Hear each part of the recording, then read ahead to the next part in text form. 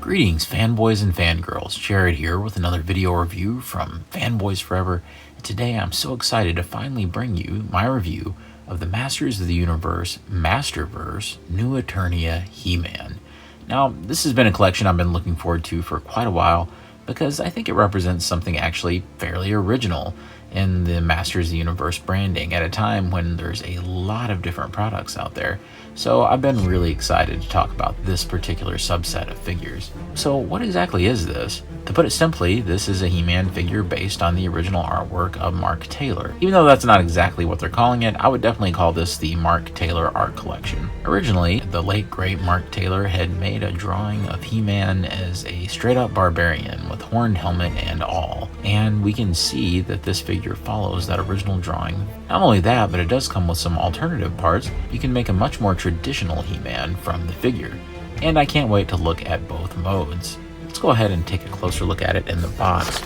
The packaging is, for better or worse, exactly like the other Masterverse packaging that we've seen so far, with the barcode up here and all the little glyphs and symbols, the figure itself packaged right here, and of course we have the new Eternia logo right here, and I actually think that looks really nice. It has a really classy kind of regal look to it. It says He-Man, the most powerful man in the universe. We have the beautiful artwork.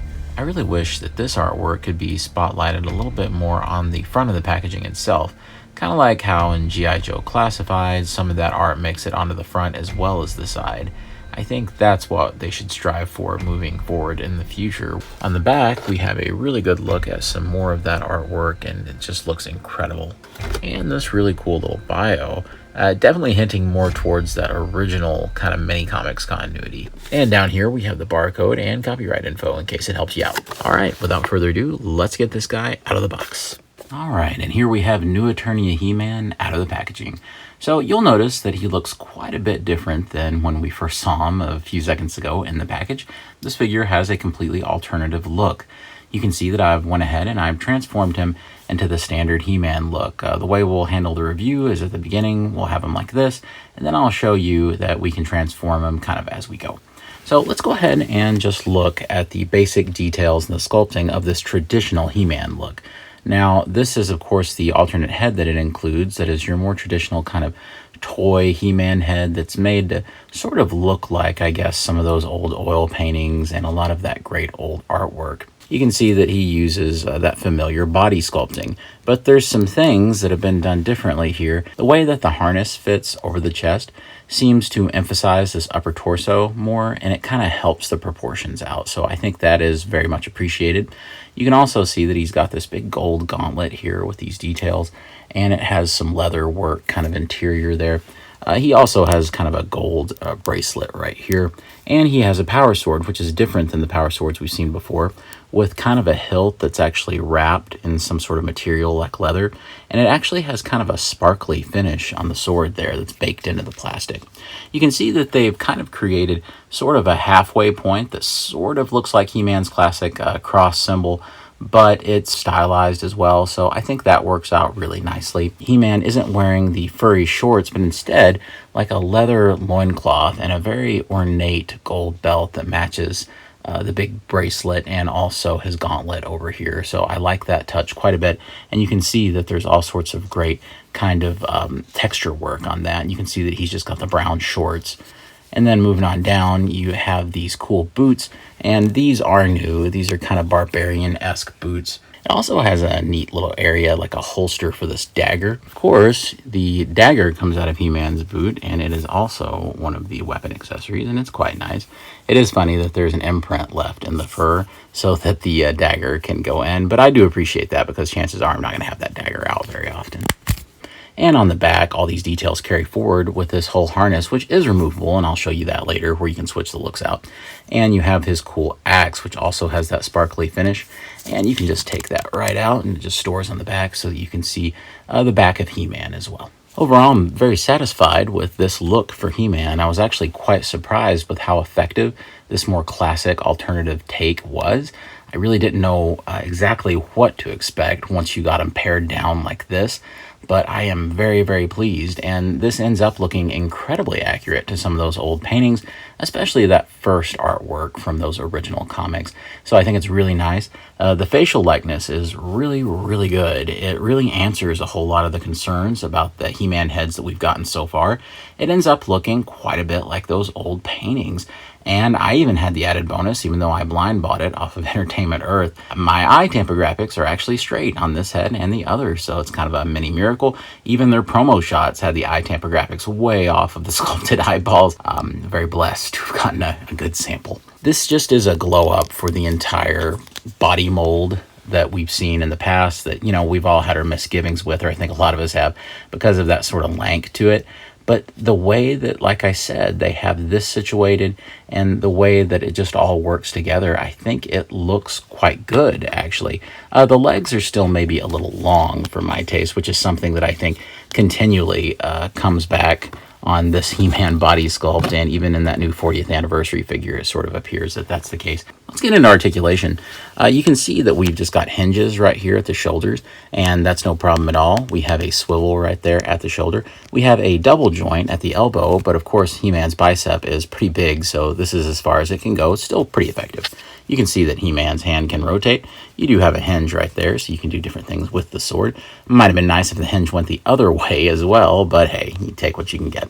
Also, this allows him to dual wield the sword like this, so that's quite nice with both hands, and it works out really well, as you saw at the beginning of the review.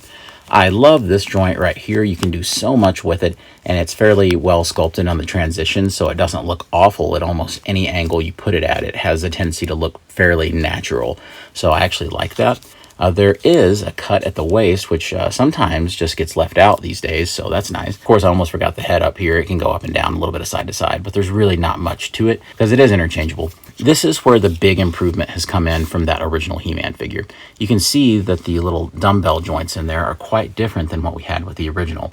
The original had like plastic wedges that would give it friction as you moved it, and it was a disaster because it would kind of try to lock in articulation, but then it would be too gummy and you would stretch it out and it was just bad. But this, you have full range of articulation.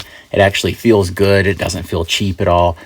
Great splits. You can even get a pretty decent kick, I think, considering the loincloth. This side might be a little better, but I think overall it's pretty good. You do have a cut right here, double joint, which works really well. You do have a cut at the boot. There is a hinge right here at the ankle, and then plenty of ankle pivot, meaning you'll have no problem getting He-Man into those wide stances, and he can hold them flat-footed. In terms of accessories, we've already covered his weapons, but most of the accessories that he has are for the transformation kind of gimmick where you can get two different modes out of this figure. The other two are these alternate hands. Now, it's funny that they keep giving us this open hand because it's a little weird. It's almost like a waving hand or a saluting hand, so I don't know. It's well sculpted. It's well done. Maybe he can push Skeletor instead of punch him. So let's get into those transformation accessories. First things first, the shoulder pads that we saw in the packaging earlier, the only way you're going to get these on is if you actually undo the harness and then thread the straps through these. So I'll show you how that works. It's actually fairly simple. You just pull these straps right out just so that you can see, yes, you can just do like the regular bare-chested He-Man, like the jungle He-Man from those original mini comics. You take this and you just simply thread it through the little openings right there. It's a little trial and error when you first do it, but you can get the hang of it. I do appreciate that they have this fur lining on the shoulder pads because they really didn't have to do that. You can't necessarily even see it that well, but just that it's there kind of makes it a little more authentic, I think, to the whole barbarian look. And I'll thread the other one through off camera. The last step is to simply just thread these right back through. And it gives a little resistance because of the little notches right there, but it's not too bad to pull it. All right, and here's He-Man with just the shoulder pads. I think it looks really nice. It does give He-Man a little added bulk, so that looks pretty nice, but of course we need the alternative head. To do that, you just pop this one out, and then we put our new Viking style He-Man head on. Now, I'll go ahead and tell you that at least on my sample, it's not nearly as tight-fitting as the alternative classic head. So I don't really know what that's indicative of, but I mean, it's on there pretty well. Like, you know, this is me just pulling with lightly, but if I give any kind of force, it's coming right off. It's not like it's, you know, bobbling or anything, but just kind of a weird note. And here is Viking style New Eternia He-Man. Now, of course, this is really heavily based on that original Mark Taylor concept artwork, and I think that it looks really, really cool. It is funny how consistently, even after they've revealed these other new Eternia figures and Zodak and Jitsu and others that are coming out, that practically all of them have some kind of alternate armor piece or extra armor piece that you can take off. And sad to say, practically on all of those that they've shown so far, including this one that I have in hand right now, I don't plan on keeping the armor pieces on. I want them to look as classic as possible, but I'm struggling knowing whether or not that's me just being kind of a classic sort of collector, or is it because they legitimately look better without all of this stuff? I'm not really sure. I think that the tone of gold plastic here maybe wasn't quite right. It comes off not quite as authentic as it could have.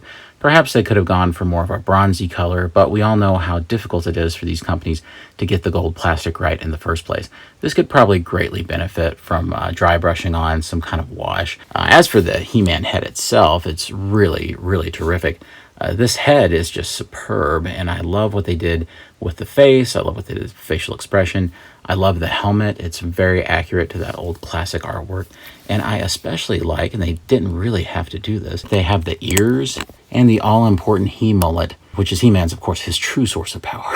And I think that is just a terrific touch. Also, He-Man's no slouch from the back, and it looks really nice as well with the shoulder armor. So I really like this. I think that it's a beautiful look, really, for the figure, but I think that it's more that I just can't help it, that I like the more classic He-Man look, and that it's great to finally have a more classic oil painting version of He-Man, more of a Frank Frazetta kind of style. It's really nice. Earl Norem, only with Mark Taylor's design. And here he is alongside his companion piece for this wave, the new Eternia Barbarian Skeletor. They look really great together. You'll be seeing a review of him next.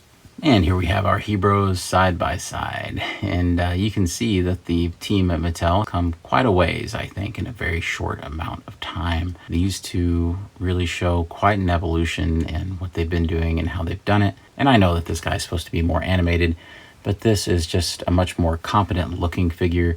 I think the tone of plastic they used for the flesh tone was a huge improvement, even though most of the body you're seeing here is exactly the same, but even some of the joint tolerances and some of the parts have been improved greatly. So I think that there has been some major improvements in those areas. It's just a better looking toy line than it used to be. You can always forgive those first little growing pains for a new line.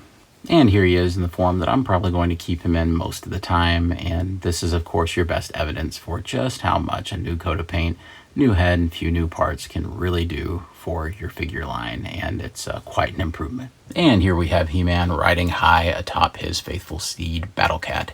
And of course this is the one from the Masterverse Revelation line. Of course they look really good together and they scale very well together. It is funny that he looks a little bit more animated now than He-Man does. He-Man looking much more realistic in this current form. These figures now are selling for just about the $22 mark, $23 mark, something like that. I secured mine at Entertainment Earth. He and Skeletor shipped together. Is it worth it for that amount of money? Yes. I do believe that this is a very deluxe 6-inch, 7-inch scale figure that comes with enough new parts and pieces and a terrific new look that really does not only justify its existence, but justifies its price tag. This is by far the best looking He-Man so far done in this line. We'll see if that 40th anniversary figure can dethrone this He-Man. But for now, I am very, very pleased with this particular figure, and it really does make me feel better about the line as a whole. Masterverse for me, even though I have been collecting them, you can tell my channel's not quite as focused on Masterverse. But that may be about to change because this new He-Man, and you'll have to watch my review of Skeletor to see how I feel about that one, has really reinvigorated a lot of my enthusiasm that I had lost with that original He-Man release. So I do think you can look for more of that kind of content. And just overall, it's given me much more of a positive feeling about the line, and it would have been nice if they could have started out with this guy in the line. I think that would have definitely improved things for Mattel. Well, friends, be sure to like and subscribe. It really does help the channel out, and we don't want you to miss out on all the other He-Man themed videos that we have coming all the time. And be sure to comment down below. Let me know, do you think that this is a big improvement over that original Masters of the Universe Revelation figure that we got in Wave 1? I'd love to hear your thoughts down below. And as always, God bless you and yours, and I'll see you on Fanboys Forever. Fanboy out.